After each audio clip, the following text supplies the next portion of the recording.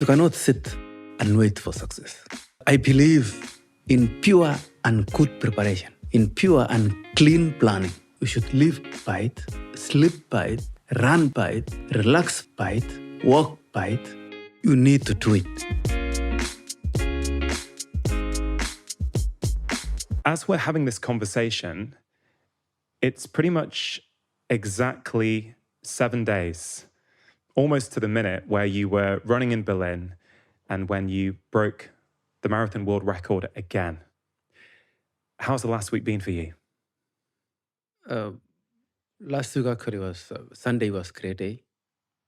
I broke a world record, but from Sunday up to now it's been a little bit busy.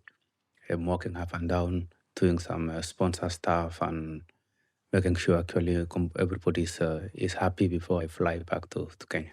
Yeah, looking forward to going home, I'm sure. Absolutely, yes. Yeah. Yeah. Obviously, you've done many interviews since you broke the world record. We've watched many of them on television or on the internet. What's it like for you, though, when you're not in public? So last Sunday, for example, what's it like for you when you're in your hotel room at night and you go to sleep? What is it like in those private moments for you? When I am actually in the hotel room alone, I think it's a crucial time for me to audit myself, internalize what has happened in the day, and actually try to go back what has been happening for the last 4 months, and actually appreciate what we have been doing actually for 4 months. We just reaped good fruits on that day. So it's internalizing and accepting and just making your mind really calm that it has happened, and tomorrow is another day. Yeah. Many people struggle to keep their minds calm.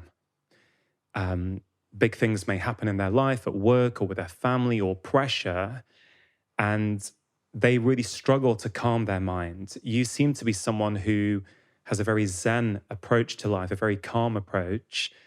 How do you manage to calm your mind when you've achieved something so huge? Oh, I am a believer of some philosophies. I'll give an example. I am a believer of a philosophy whereby if you are going up the tree, you are stepping on the branches of a tree.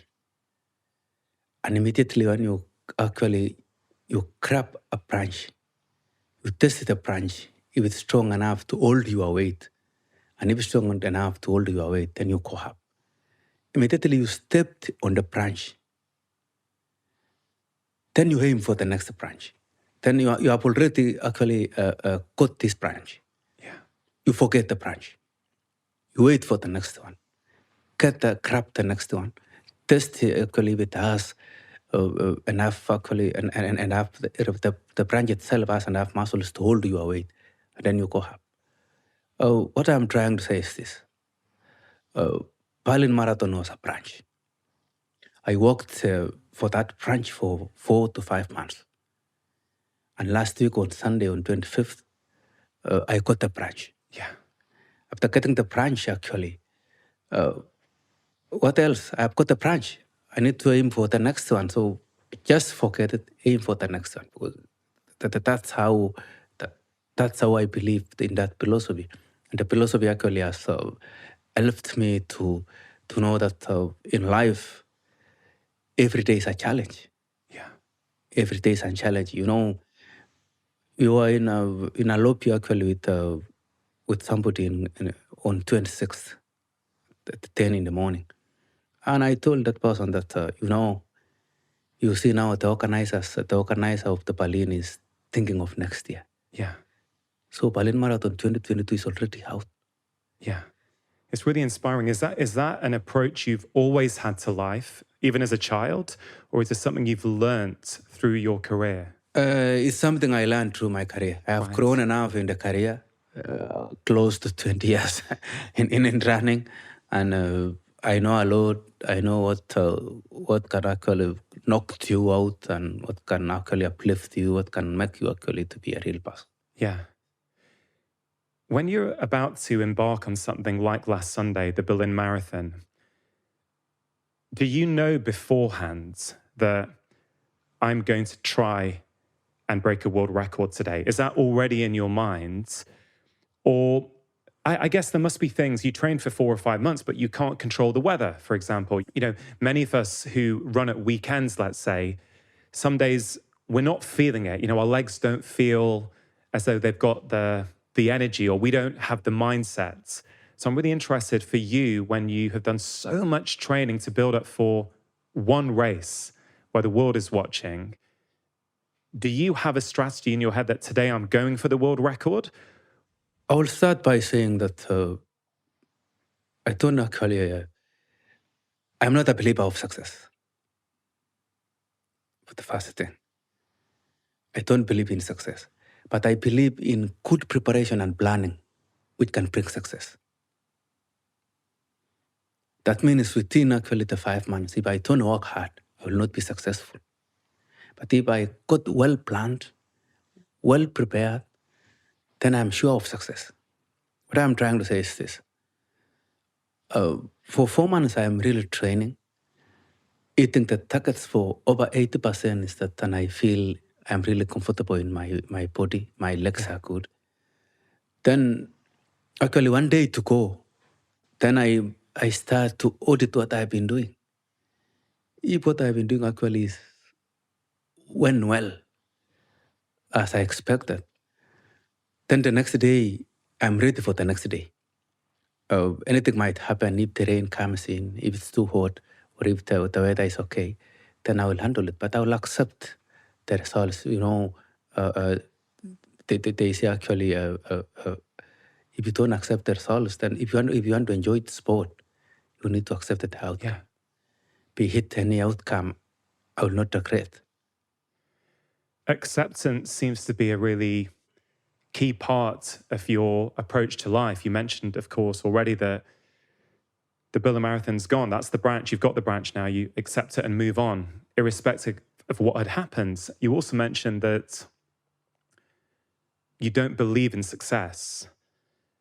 That's really interesting to me. Does that mean, is it you don't believe in success? Or certainly when I hear you say that and describe it, is it that the success is the 4 months of training? That's the success. Let me explain that when I say I don't believe in success, success is there. But you cannot sit and wait for success. Yeah. Success is waiting for you to actually say, hey, just grab me. But rule number 1, you should be prepared.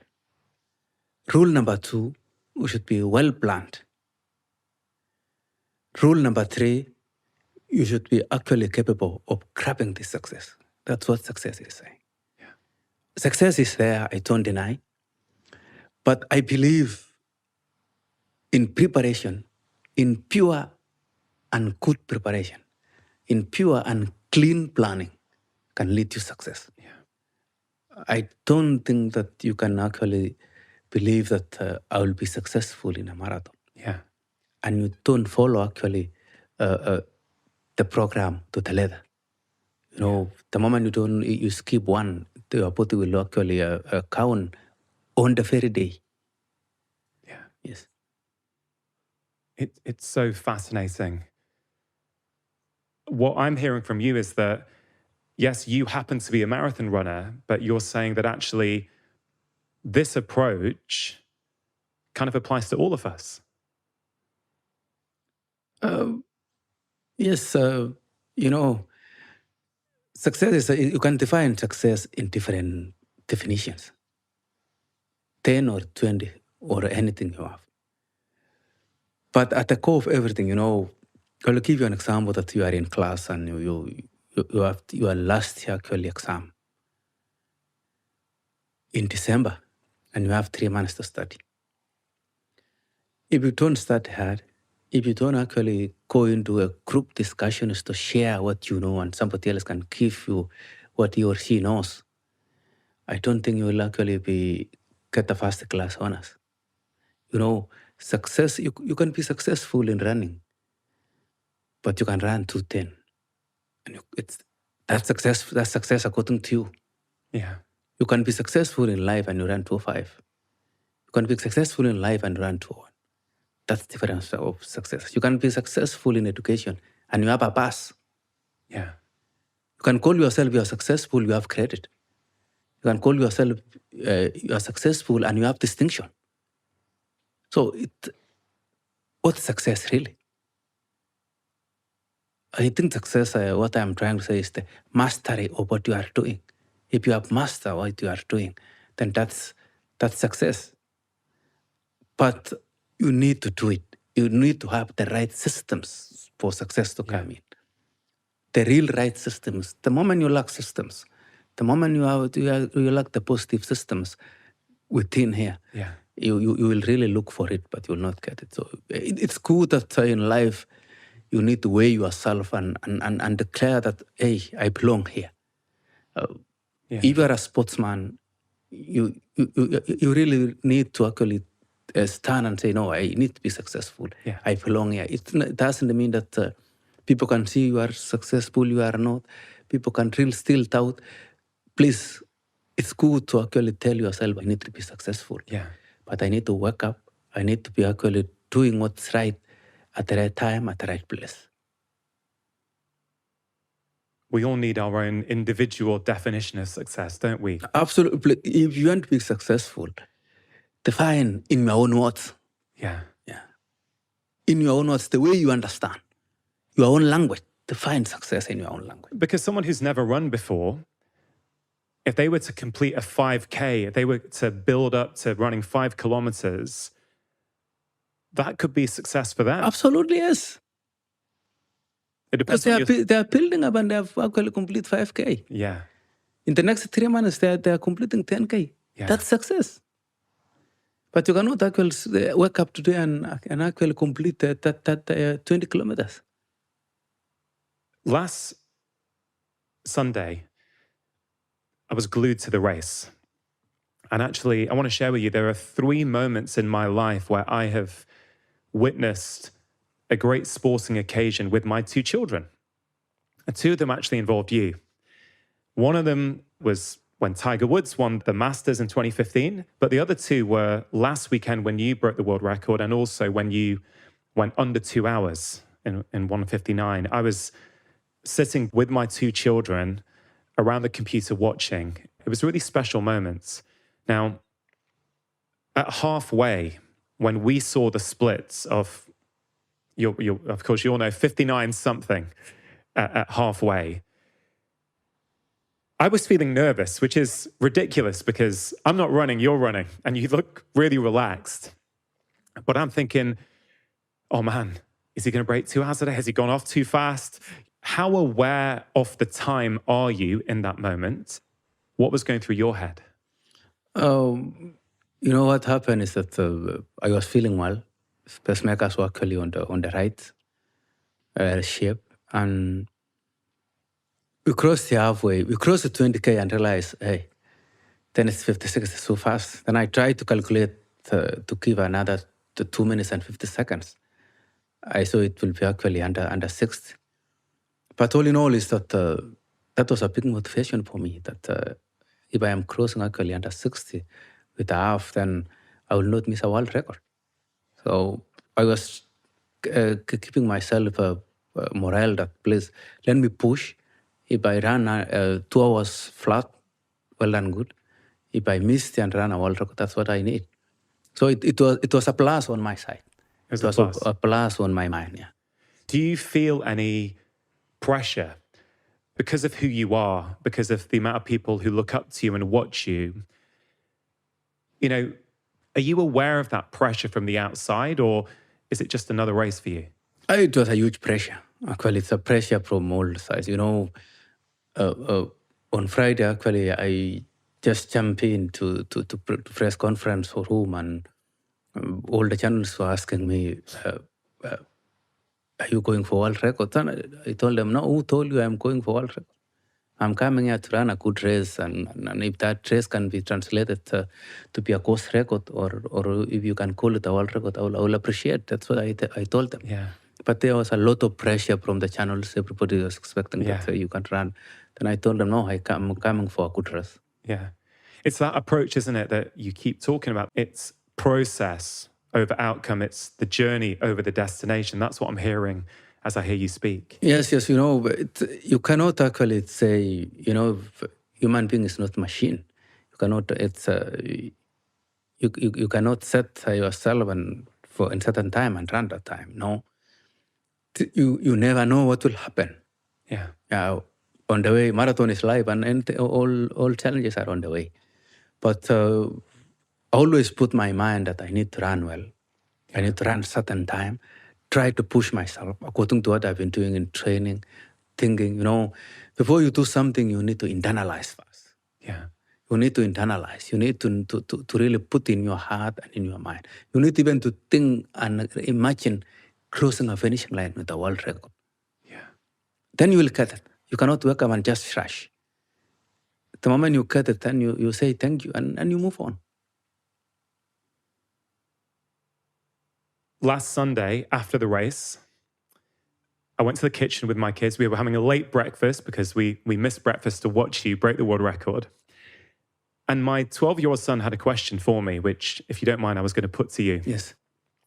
He said, Daddy, Elliot was celebrating just before he got through the line. If he hadn't celebrated, do you think he would have gone 1 or 2 seconds even quicker than what he did do? So this is a child's question. And I watched the video again on YouTube this morning, and it certainly appeared that obviously you knew you'd broken the world records. There was a smile, there was some sort of hand celebrations. And it did appear to me that your pace slightly slowed at the end. So the question from my son is, could you have gone 1 or 2 seconds faster had you not celebrated? It's a very good question, and I want to answer that I already saw that I'm inside the world record, so I didn't mind actually celebrating, provided I needed something called a world record. Yeah. So I was sure of a world record and decided to celebrate and got it. Yeah. Well, huge congratulations. Thank you. You know, I know you want to inspire people to run. I've heard you say that in many interviews and many conversations. And I've been thinking about inspiration recently. What is it about people like you that inspires so many of us around the world? Because, you know, I'm a doctor, okay? So I may dream about being an elite marathon runner, but I'm not an elite marathon runner. But I remember after that race, I felt inspired. I went into the garden and I did some sprints. I got my skipping rope out and did some skipping. There was something about watching you, a fellow member of the human race, achieve something so special that really inspired me within my life to do a bit more. Why do you think that is? Inspiration actually is that I always say that life is about movement. And I want to inspire people to move. All the professions actually, be it you are an engineer, a doctor, be it you are a teacher, be it you are a manager, all sorts of professions in this world. For them to survive, for them to live longer, is the spirit of movement. What I'm trying to say is this. If you move, that's how to earn a good life. If you move, that's how to live longer. But the only movement which is available is the less expensive movement, which is running. If you run, then, you know, I'm trying to tell people that you can't run actually to be a record holder, but I need you to run to actually to be fit and to live longer. Yeah. That's my inspiration. That's why I always say I want to push running to be a family lifestyle. The moment all the families actually grab running and actually put in their family and call it a family lifestyle, that will be great. Whereby in the morning can see the kids and the parents just putting on shoes and goes, Yeah. just to walk around, just to move. Yeah. It's about movement, just to move. The world will be beautiful. Are you familiar with Parkrun? It's a big global movement. It started in the UK and in many, many towns and villages around the UK and now in the world. There's a 5K every Saturday morning. And people of all abilities come, children, adults, they all get a time. But, the fastest will be running in 15, 16 minutes. The slowest will maybe be an hour. But it's a big community spirit and people run together. And, what you just said about running as a family, I'm pretty sure if Parkrun did not exist, I'm not sure my kids would be runners. Like my son loves running. But I think he loves running because of Parkrun. So the way we start every weekend is me and my son, we go down to the local 5K, rain or shine, windy, cold, hot, doesn't matter. We turn up and we do a 5K. And so for me, it's how we spend our family weekends together, which I think speaks to what you're talking about. Yes, that's exactly what I am saying. And if all of us actually, if the spirit what you are doing in UK can go to every country in this world, then actually will be far. The 2 years actually the world will change. Yeah. Why did you start running? I started running. My neighbor was running. I wanted to run like him, which is my coach now. And the aim was of running actually and training hard was just to feel our life will be up the skies by actually getting a ticket and fly. But at long last, I traveled to Europe, ran. I realized that so sport can give me life. Sport actually can keep food to my table, to my siblings and my parents and the rest. So I started to focus in a professional way. And did you know from the start that, hey, I'm pretty quick here, I can beat people around me, or did that come later? No, that one came later. No, Did not it? really. I just training and wanted to just perform, go to compete and actually compete with other people, get a position and come back home. As I talk to you, Elliot, I think back to a conversation I had a few years ago on this show with Kilian Jornet, the regarded by many as the greatest mountain runner of all time. You, of course, are regarded as the greatest marathon runner of all time. And what really strikes me from chatting to both of you is there's a real modesty, a real humility. And I'm really interested, why do you think that might be? And do you think there's something unique to running that kind of gives off that flavor in the people at the top of the sport? I think it's about understanding life and understanding what you are doing. That always when you are at the top of something and you have an ego, that's the sign of actually failure. And at the end of it, actually, when you are at home and you realize that your ego is up, then it doesn't feel like you are human. So it's the way you think that you treat actually the world is full of a human family, and ego will go away.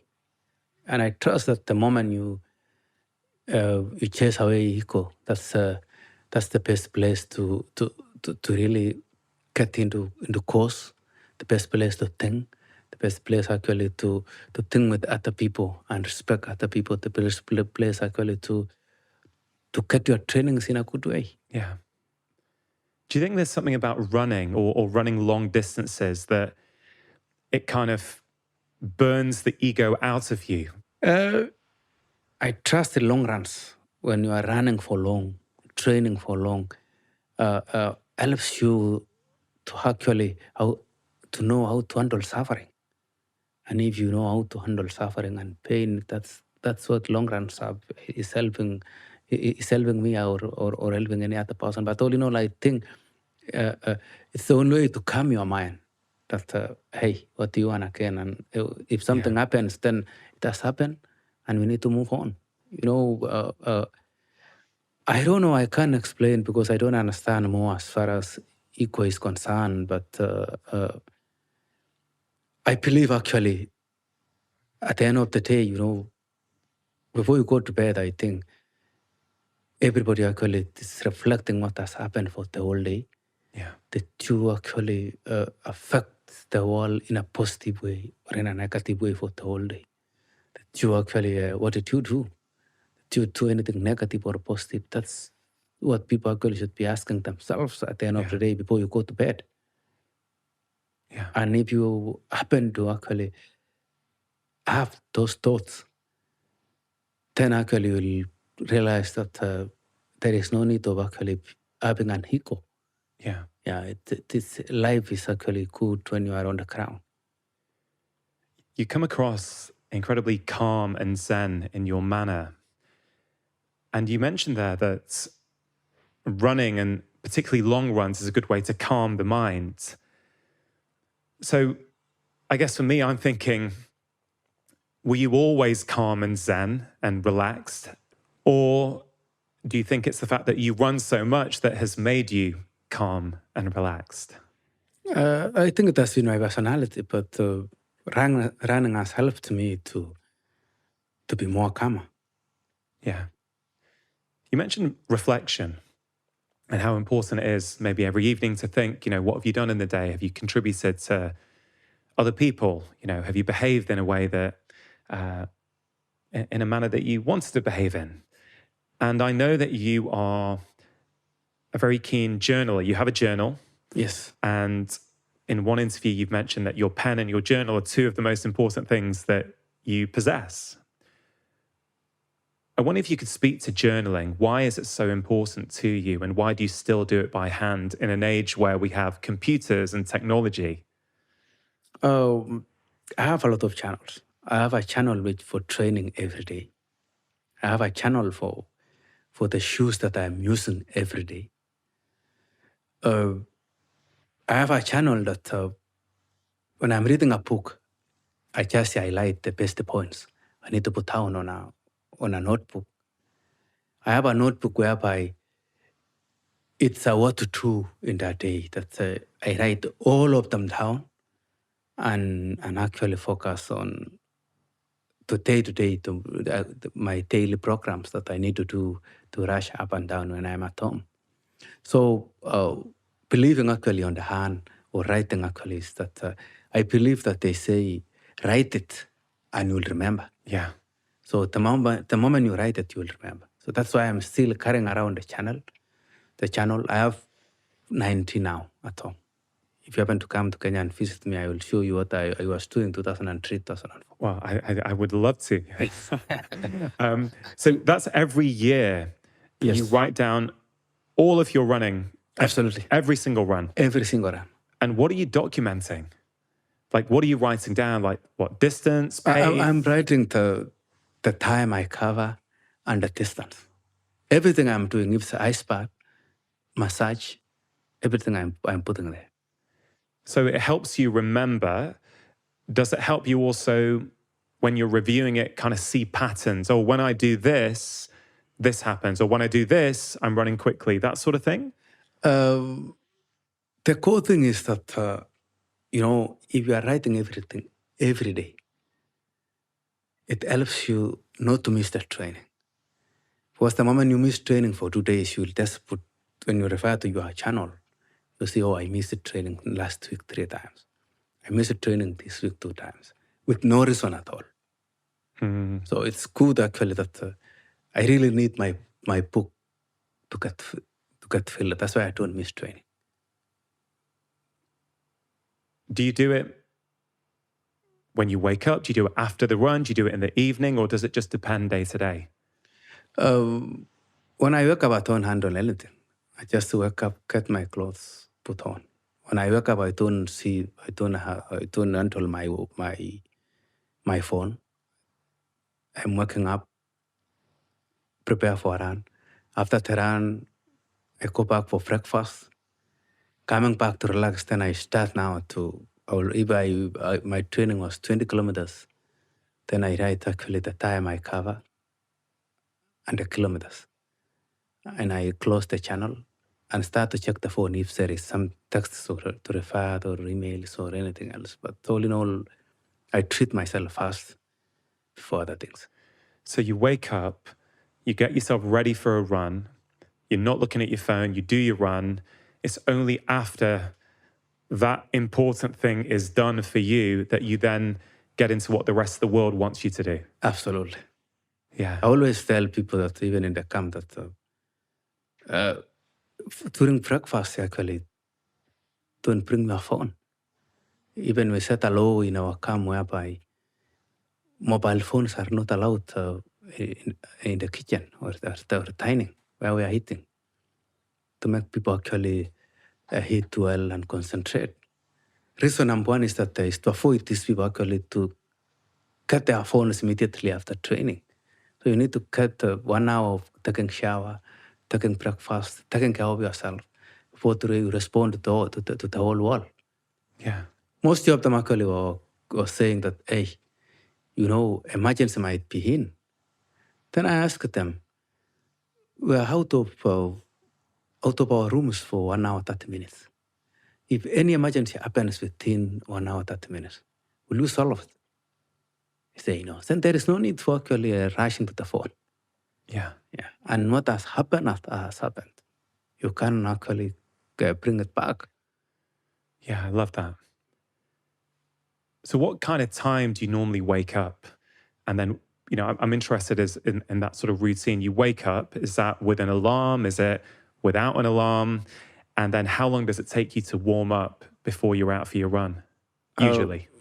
My alarm is actually on at 5:45. That's 5:45. Wake up, do the necessary change and put on. 10:06, then I'm on the road with the whole team and we start training. Do you always run in groups Yes. when you're training? We always run in big groups. Now, how does that go? Because if you're one of the fastest human beings on the planet, which I think you are, and most of us think you are, how does it work then when you're running in groups? Because presumably at some point, depending on what kind of run you're doing, presumably you're the fastest. So help me understand how you run in groups. Training actually is not about competing. We are training, we are not competing. So easy runners, we normally run well. I'm even 5 meters actually at the back. But all in all is that my life, I need to be with people and run with the young people to actually motivate them. When I'm there, actually everybody's life. There is life when I'm there. When I miss training in the morning or when I'm doing something else, then everybody, I will receive 100 calls after 1.5 hours. Where were you? So it's about training. It's not about competition. But you can train actually for 4 months in a good way with everybody. But I think the mind, actually, people should learn or actually practice their minds to handle pressure and actually have hard work and believe in pushing the limits. The moment they believe in pushing the limits and handle the pressure, they will run very fast. It's about what you think that can carry your day. Yeah. Yes. In the West, certainly here in the UK, and I think also in America, the relationship a lot of people have with running, or I guess movement in general, is to help them, deal with the stresses of their day. These days in the UK, people will talk about running for their mental well-being. My taxi driver, a chap called Daniel in the northwest of England, he told me a few months ago that he runs 10K every day, 7 days a week. And he says if he doesn't run those 10K, he doesn't feel good. He doesn't feel he's settled. A lot of us also do this by ourselves, right? culture in the West has become quite isolated. People often don't live near their families, near their friends. They're living, maybe they've moved to a different city for work, and they often work by themselves, and then they go running by themselves, and they struggle to motivate themselves to keep going. But what I'm hearing from you is that you run in groups. And of course, that makes sense. Like, if you're not going to show up, you're letting people down. They're going to say, "Hey, Elliot, where are you? You know, why are you not running today? What's going on?" And it really fits into where I think we're really going wrong in the West. We're becoming more isolated. We're doing more and more things by ourselves. And I think that's why that group park run every Saturday is proving so successful for so many people across the UK and around the world, is because people are running in groups, which helps motivate you. Have you noticed this when you go around the world, you're speaking to people? Have you noticed that culturally, the relationship to running we may have, let's say in the UK or in America, is different from the relationship people have with running in, let's say, Kenya? Absolutely, yes. In America and Europe, most people actually are running by themselves. But my encouragement is that that's why I always say I want to make running a family event. Is that if you want to enjoy more running, is you get a group, get 2, 3, 4, 5 people actually, assemble yourselves actually in a point. If it's every day, then that's well and good. And just run. You'll enjoy. You'll just talk as you are going. Ideas are coming in, and you put on paper 10 of it. And you know, it's good. You know, sometimes when you are alone, you think you are running and you are not running. Your mind is in another place. You know, running is not about legs. Running is about actually the mind. Your legs might be on the park, but your mind might be actually on the plane. So you need a group so that it can actually protect your thoughts from actually exploding, going away, and bring it back to where you are running. So group running actually is crucial to keep you on the course, make you enjoy running, and you cannot actually get tired. You know, the moment you are alone, you start to think a lot, then you cannot finish 10 kilometers if you're actually aiming it. Yeah.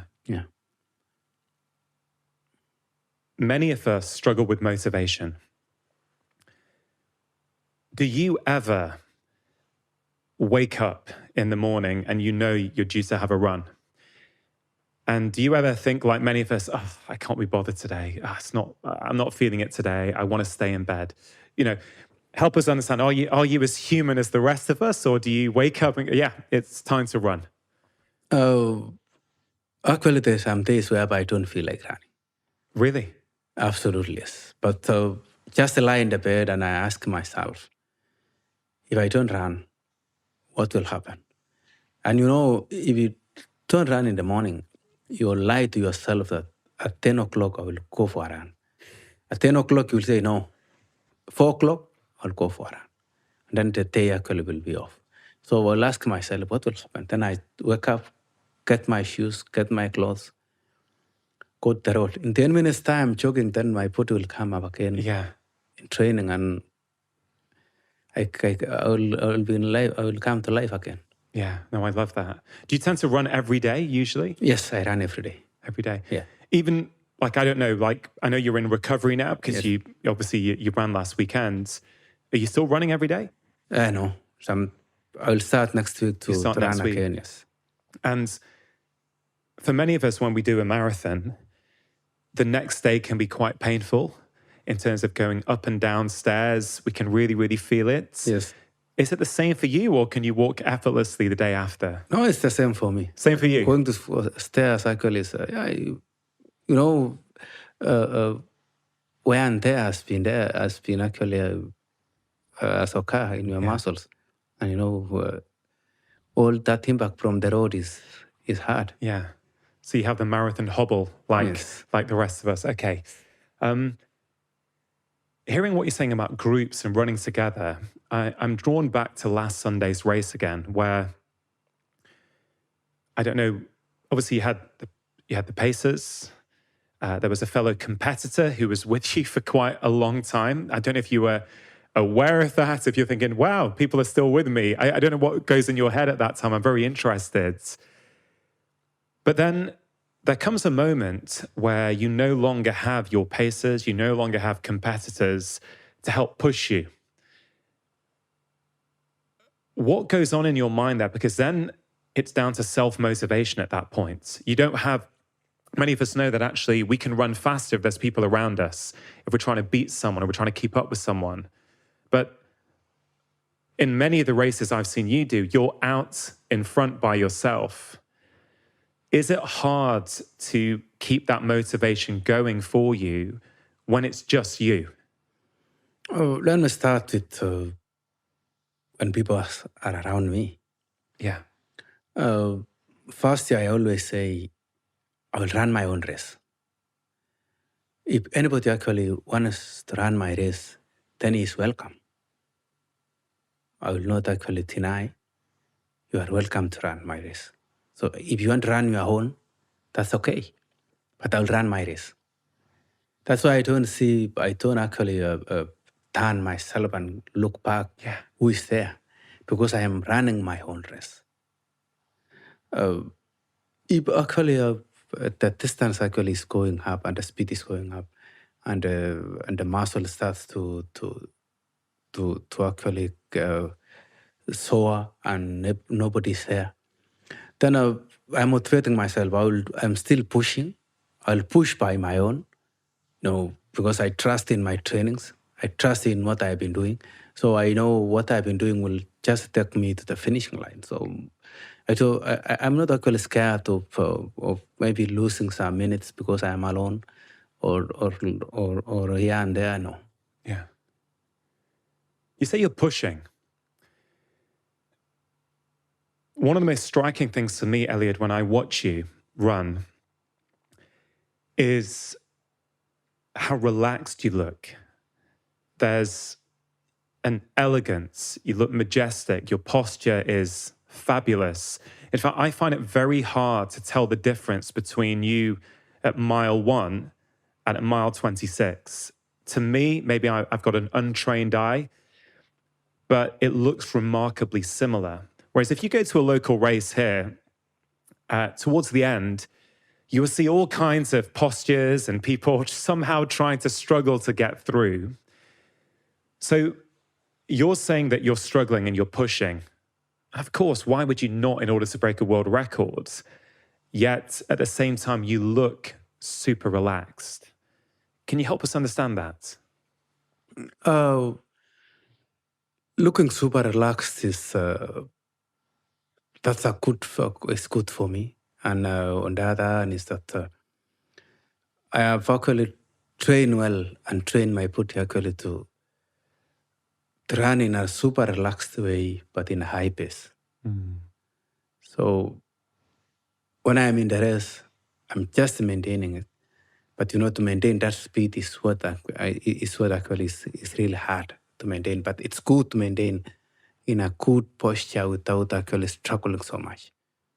Yeah. I've spoken to many people on this show before about nasal breathing, about some of the benefits that we have when we breathe through our nose instead of through our mouth. And I can't tell when I watch you. You look so relaxed. Certainly for the first half of that marathon last Sunday when I was watching you, I thought, is Elliot just breathing through his nose or is his mouth open? Do you think about this? Is this something you're aware of? Yes, but I breathe through my mouth. You breathe through your mouth? Yes. From the start to the finish? The more the speed, the more the mouth is good. You cannot breathe in your nose with the... At the speed you're going?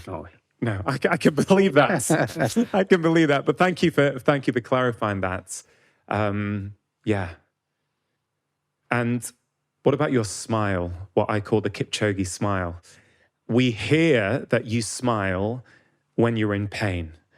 Is that true? Or maybe explain to us. You seem, for someone who is running such long distances at such, frankly, a pace that we can't fathom. I know you were at the running show yesterday, so I'm guessing you saw people trying to run your pace. Yes. And I'm guessing nobody first of all, what is it like for you when you watch amateur runners trying to run at your pace? I feel tense also. You feel tense? Yes. Why? No, it's even seeing yourself running on TV, you just feel so. But Do you worry they're going to injure themselves on the treadmill and fall off? yeah, I saw last year somebody who fall, but I think he was not injured. So Yeah. but actually, the smile is to enjoy. If you feel that pain, please give that pain. If you feel the pain, then feel it. The more you actually move with the pain, that's where success is. Yeah. Everybody, if you are 10 and you feel the real pain, then everybody is feeling the pain. And few of them who actually know how to handle pain will be successful and will move on to another level. So how do we learn how to handle pain? You should understand that pain is part of success. Just convert pain into a positive thing. Yeah. That success is not coming on a silver platter. You need to work for it. The moment you are working for it, that's how you undergo pain. Yeah. Yeah, pain in your body and pain in your mind, thinking. But at the end of it, you'll enjoy. Immediately you cross the line, immediately the pain is no longer there. Yeah. So you think pain is a good thing? Absolutely, yes. It's a good thing. Pain is a good thing. It actually guides you to know that you need to work hard. It's guiding you to respect that success that you have earned. Yeah. Yes. If all successful people actually did not undergo pain, then you can see other things in this world. But because pain is guiding them, that if I play, I am successful, but if I don't do the right thing, actually, I will not earn success again. Yeah. It's fascinating hearing that, Elliot, because I keep thinking about what you said earlier, that planning, it's about preparation. That's almost where the success lies, not in the actual outcome of the race. You didn't quite say that, but that's certainly what That's what I meant. That's what I'm taking. Yes. I found that a really powerful idea. And you say on the day, then, no matter what's happening, the crowds, the weather, things you can't control, well, you can trust yourself because you know you've done the training. Absolutely. Now, that's really powerful. If we apply that to pain, I'm asking you, how can we, each of us, learn to handle pain better? But I keep thinking about what you said. Well, if you've never practiced being in pain, how would you know ever how to handle it? So it sounds as though you have trust in your body because you know you've done the work, you've experienced pain, you've got through pain, you've overcome adversity. So you know on the next day or the next day, you've got that experience in your body. I know I can do this. And it sounds like that's a key thing for you, the trust that you have because you've done the hard work. The harder the work you are doing, the more the pain. But that one doesn't prevent you from actually the big day that, let us say I've trained for 4 months. In a good way, there is pain, but you enjoy the pain. Mm-hmm. In that very day that you are running a marathon, pain should be there. On training is not the last days. You will experience pain here. But what I'm trying to say is that the moment you actually encounter that pain, please persevere learn to persevere, because that's where success is. The moment you don't feel pain, then you are not approaching success. The moment you really feel that I need to just quit, that's where success is. Don't quit. Still keep on. I always tell people, press on, and press on. The minute you press on, you will get to where you are going. Yeah. Many people feel nervous the day before, let's say, a marathon or a big work presentation or something big in their lives. They feel a little bit nervous and anxious and they don't sleep very well. So it's pretty well known. Many amateur marathon runners. I did my very first marathon last year at the London Marathon, which didn't go particularly well, but I did finish. I did complete it, and I'm planning to do it in April. Do you ever find yourself the night before a race lying in bed thinking, man, I need to sleep. I can't sleep. I've got a big race tomorrow. Has that ever happened, or have you trained yourself to sleep well the night before a big race? Not really. I'm like other people. I sleep for 2 hours, wake up, see, or it's no longer another 2 hours. So Really? it's common. It's a good thing, and it's good for. It shows that you are prepared to handle hard work tomorrow. Yeah. I know you wear an Aura ring to track your sleep. Yes. And I'm really interested in technology and how it can help us with our health. I think sometimes we can overuse it potentially. You obviously are an elite athlete, so knowing, how you're running, how you're sleeping, these things are really, really important for you to do your job. Is it demoralizing for you the night before a race? I don't know what happened the night before Berlin, for example. If you have a bad night's sleep and you look at your Aura ring in the morning and you see a really bad readiness score, has that ever happened, and does that demoralize you, or have you learned not to take too much notice? The next day, I don't actually click to the app, and You won't look? I won't look. Oh, so if you've had a bad night, you won't look? I don't look. Yeah. Yes. But I know I've been running many marathons, and it's hectic for one day to go to really sleep. Yeah. Yeah. I'm always fascinated by talking to people like you who are at the top of their game. And I think of other people at the top of their sports, people who are regarded as the greatest. And, in golf, for example, Tiger Woods is regarded as, by many people, as the greatest, or certainly one of the greatest golfers of all time. Now, I've heard Tiger Woods say in interviews that when he is playing his best, he's so focused on what he's doing with the ball and where the hole is that he doesn't hear or see the crowds. I've heard you say, Elliot, that actually you do hear the crowds. You enjoy hearing what they have to say. So I'm interested, as I share that sort of insight from Tiger, do you ever get like that where you're not hearing them and you're really focused, or does it just depend on what stage of a race you're in? Starting from beginning, actually, I hear what the crowd are saying on the way. People are actually singing, and I'm not looking up at them, but I'm focusing on the road. But I hear that people are actually cheering on the way, and I have no problem. That's good. Cheering is good. Yeah. Yeah. But, so you hear it, and but I block my mind actually from thinking outside, and bring the mind actually to the every mile splits, every kilometer splits, and focus you on the projected time. Yeah. You're obviously very well known around the world. Many people with profiles like yours will face, maybe 95% positive comments online, but maybe 5% negative comments. When those negative comments come, if they do, how do you deal with them? Oh, negative comments are there in all the sport. The law of nature cannot allow us to think together. There is optimists and pessimists in this world, and we need to respect all of them because we are all human beings. So any negative thought actually we respect, and that's life. Other things actually is that you need to just forget, just see it and forget. You don't put in your mind. But a lot is there. There is a lot of positive remarks, negative remarks. What can you do? Yeah. You cannot prevent them from talking, but you can prevent them from coming inside your life because they are negative.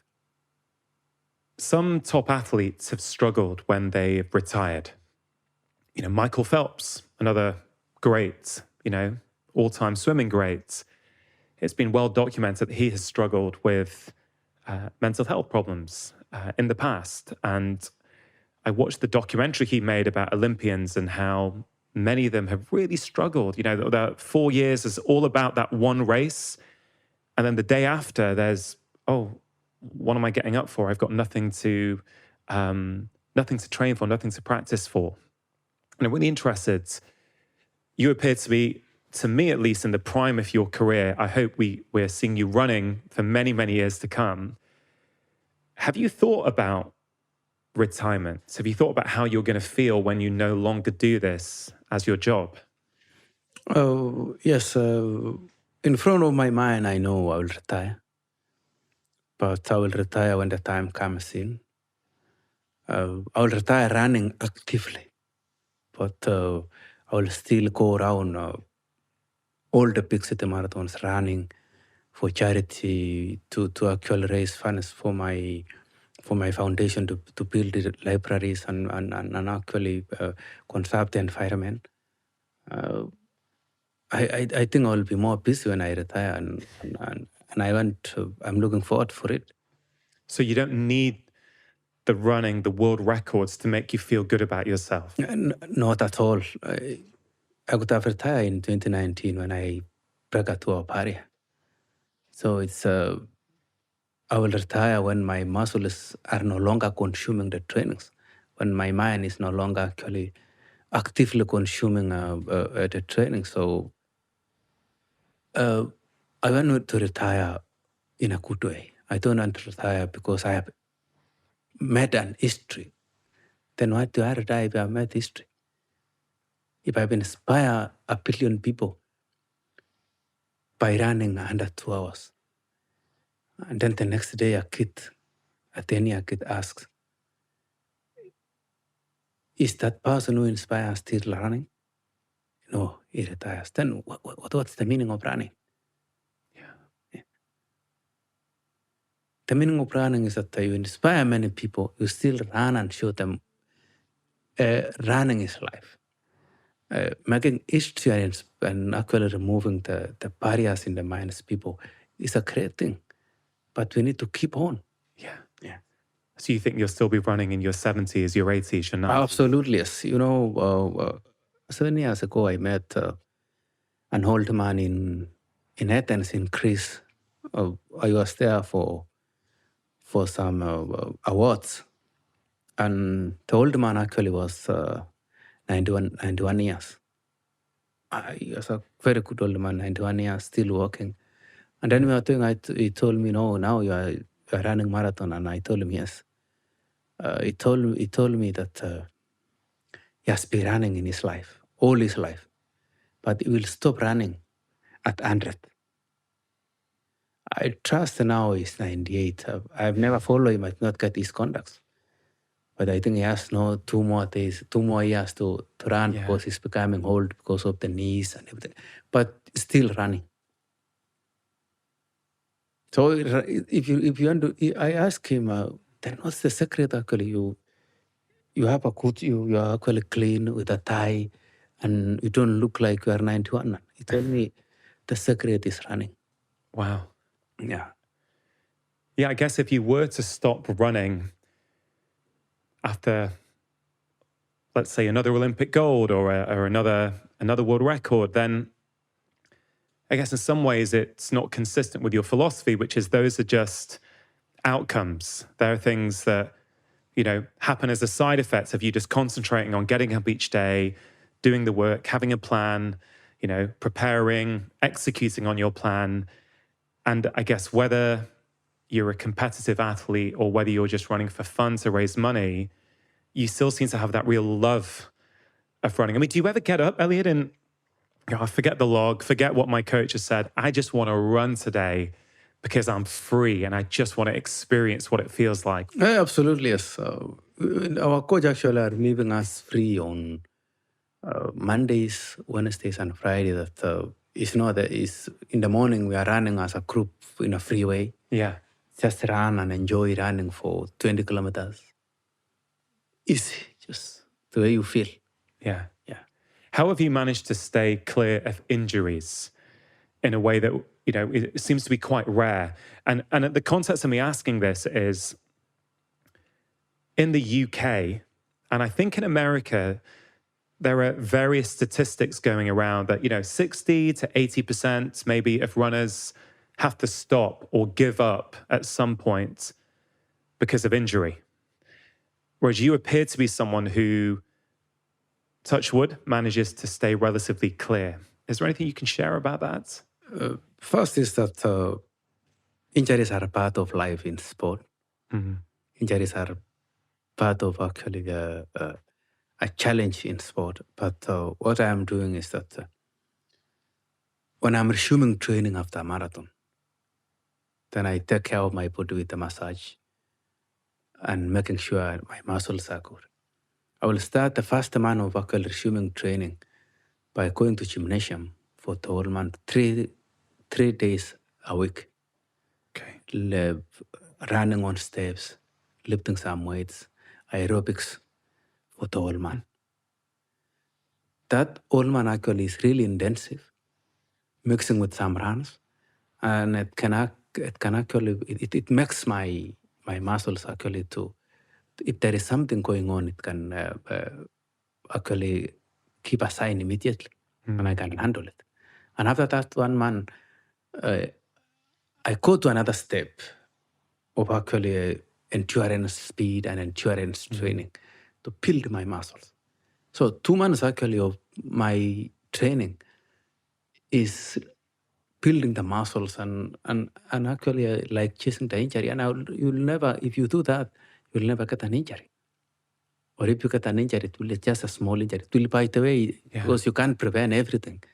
But you have done a lot, which it's 80% of you have an 80% chance that you cannot get an injury. Would you say you're good at, if an injury is starting to come up or you feel a niggle, are you quite good at saying, hey, look, I'm not going to do that long run today. I just need to look after this? Absolutely. When I get immediately something which is wrong, I address it immediately. Yeah. Yeah, it's good to address as early as possible. Yeah. Because I think a lot of people, a lot of my patients that I speak to, their work is so pressured. They're so looking forward to their Saturday run that even if they're injured, they run through and they often then get injured and then they're off for 2 months. They can't do anything. And I feel like I see this a lot with training plans, Elliot. I don't know your view on this. Of course, you are an elite athlete whose job revolves around running. Many people with busy jobs, and I'm not saying you don't have a busy job. I mean, let's say a non-elite athlete, let's say a busy parent trying to do their job, look after their children, they're trying to squeeze a run in at the weekends, or they're trying to train for a marathon, and they see a published training plan online. Okay, 3 runs a week, this one's 12 miles, this one's 14. My feeling as a doctor is that sometimes we don't trust ourselves enough. We see the plan and we think, even though I'm tired or my knee's hurting, I must stick to that plan because that's the published plan. Whereas I kind of feel we should be using plans as guidance, but we also have to trust ourselves and go, it's not the right thing for me today. What's kind of your perspective on that? My perspective actually is that you should have a feeling of yourself. Feel for yourself. Am I good enough to do this established thing? You should have that personal belief that listen to your body. Yeah. If you listen to your body, actually, it's really crucial. So it's good to listen to your body, do what is necessary. It can save you energy, can save you actually not being injured and many things. Yeah. It's really good to listen to your body. Self-discipline is something that I've heard you speak about before. You said it's very, very important. When you say self-discipline, what exactly do you mean by that? Oh, that's a crucial thing. And that's value number one. In our camp, I set up, I printed a huge billboard. When you hand our gate, the second gate, you get a huge billboard with 60 values. 60? 60. 60 values. Wow. Yes. I encourage everybody to get 15 values. 15. After getting 15, they should narrow them to 3. Those 3 values, you should live by it, sleep by it, walk by those values, run by those values, relax by those values, go around with your friends, guided by those values. Then we come to self-discipline, which is inside those values. What I mean by self-discipline is it's that sacrificial of personal passions and pleasures. That you sacrifice those passions and pleasures to allow you to do or to work on your career. How can you hand self-discipline? The rule number 1 is to get vitamin N. Vitamin N. Yes. That's the rule number 1. You need to inject yourself with vitamin N. N is for? N is to learn to say no. That's a vitamin. Yeah. That's how to get self-discipline. Secondly, is setting your priorities right. Thirdly, is avoid complaining. Those are the 3 factors which can lead you to self-discipline. I want to tell you that doing all these things is not one night event. It's a process. It's like going to a gymnasium. If you go to gymnasium for 9 hours, I go for 3 months. Who is going to get the muscles, good muscles? It's me, because I'm going for 3 months. If you go for 9 hours, it's just nothing. You destroy your body. So it's a process. It's a real process. Yeah. That you can actually, in the 3-month time, you have absorbed the self-discipline. That's why I always tell people, it's not a one-night event. To get vitamin N, learning to say no in everything is not easy. No. Setting your priorities right is not easy. Avoid complaining in anything is not easy.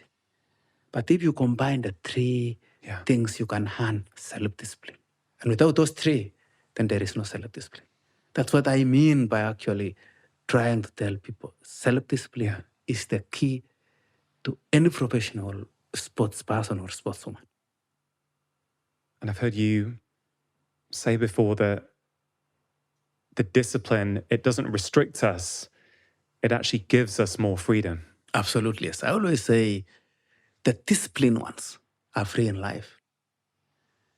The indisciplined ones are not free. They're in prison because you are in discipline, and wherever you go, you know that I am not supposed to do this and you are doing it. That means you are in prison.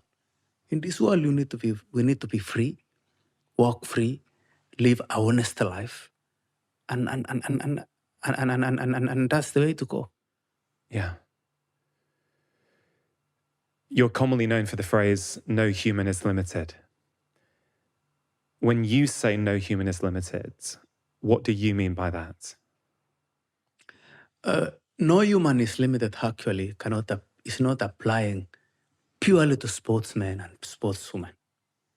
It's not for running alone. It's for all the professions in this world. I want that engineer actually to remove that barrier in his mind, that he or she can think and innovate something which can help the world. Mm-hmm. I want that teacher actually to have the best mind to inject knowledge to the kids. Yeah. I want that psychologist actually to have the best knowledge to actually talk to people and remove what they have as a problem. Yeah. I want that coach actually to have the best skills to instill to his sportswomen and men. I want that policeman to really know how to talk to people and to handle peace and security in his or our own country. Mm-hmm. I want that leader to really provide the real skills of leadership. I want those all leaders actually to embrace that they are not limited. and make sure that the world is in peace and the world is developing towards a positive direction. Yeah. That's what I mean by no human is limited. It applies to everybody. It's a universal thing which affects every human being in this world. And if everybody actually absorbed and craft that praise, no human is limited. You can wake up tomorrow and walk. You can wake up tomorrow and run. You can wake up tomorrow and do anything. I want that student actually to get a first class honors because he or she is not limited. Yeah. I want that person actually to get that expensive course and work on it and pass it because it's not limited. That's what I mean. How do you instill this sort of philosophy in your own children? Is it hard? Do they see what you do and that inspires them? Or do you also have any sort of specific ways that you talk to your kids about things like this? I'm trying actually always to talk with my kids in a free way, Yeah. to tell them, I always ask them, do you know I am going to the camp from Monday to Saturday morning? They say yes. To do what? To train. After training, you go and compete. After competing, you win. After winning, then you make us comfortable and pay our school fees. That's what my children are saying. So I told them, you are also not limited. Go to school, work hard, come and play, and do anything else, and you will be successful. And they're accepting. Yeah. Yes. It's been such an honor, honestly, Elliot, to talk to you. You're someone who has been incredibly inspirational for me in my own life. You know, when I go running and I'm feeling tired, I often think of you. I think, come on, run like Elliot. You know, that literally happens in my mind. I stand up a bit taller. I think, keep your form, keep your good posture like he does. So I know you're inspiring millions of people around the world. You're certainly inspiring this British guy here talking to you right now. Before we finish up, just a couple of things in my mind. Many people these days, when they run, they try and distract themselves from the pain with music or podcasts. Do you have any view on the benefit of running with music and or podcasts? During these runs, it's good to listen to music and listen to podcasts. During the easy ones? Yes. Yeah. But with the intensive runs, I don't think you will listen because you are pushing your body, and music and podcasts cannot work.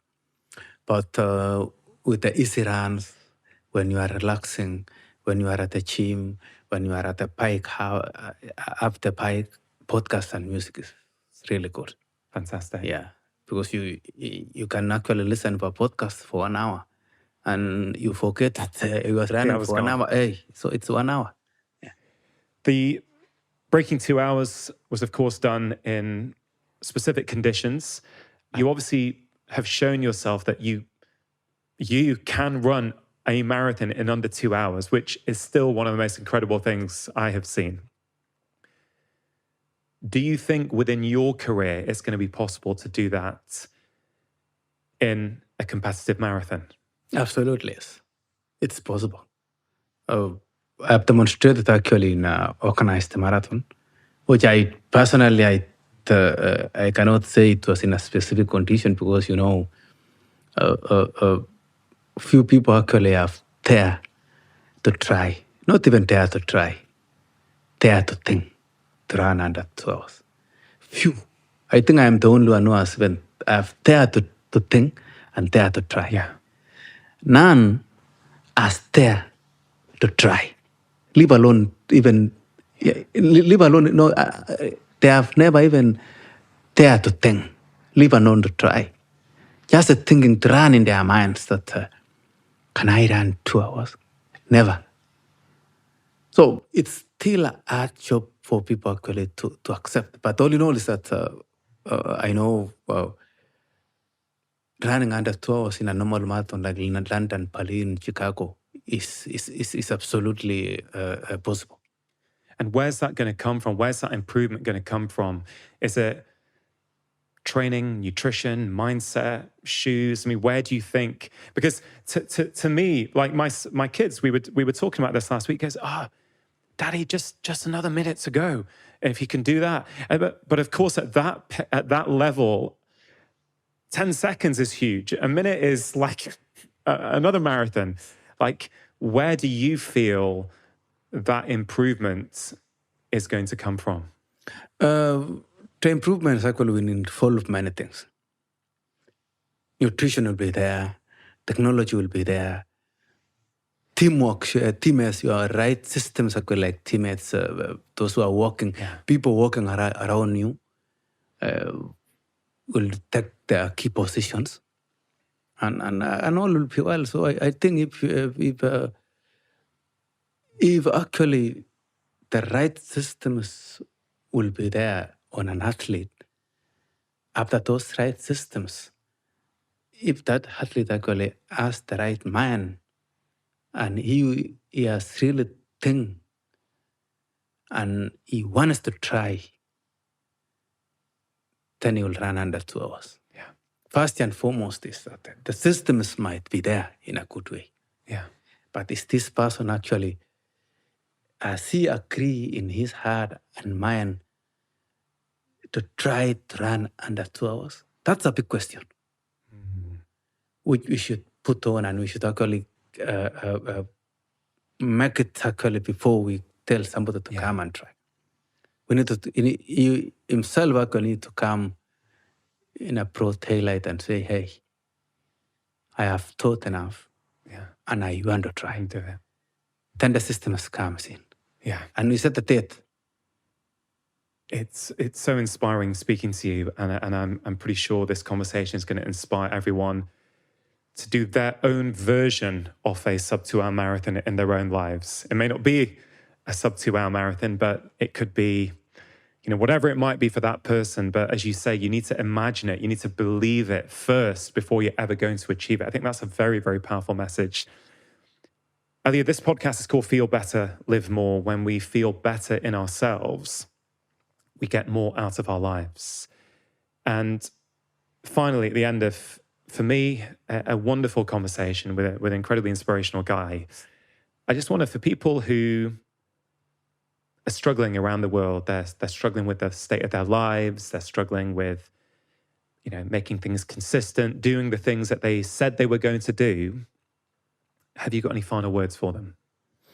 First and foremost is that, many people are struggling, many people actually have lost the hope. And when you lose hope, they say first and foremost is that you can survive with water for 40 days. But if you lose hope, it's only 5 seconds and you are dead. So it's good to have hope. On the other hand is that we should actually try to understand about life and to know what life entails.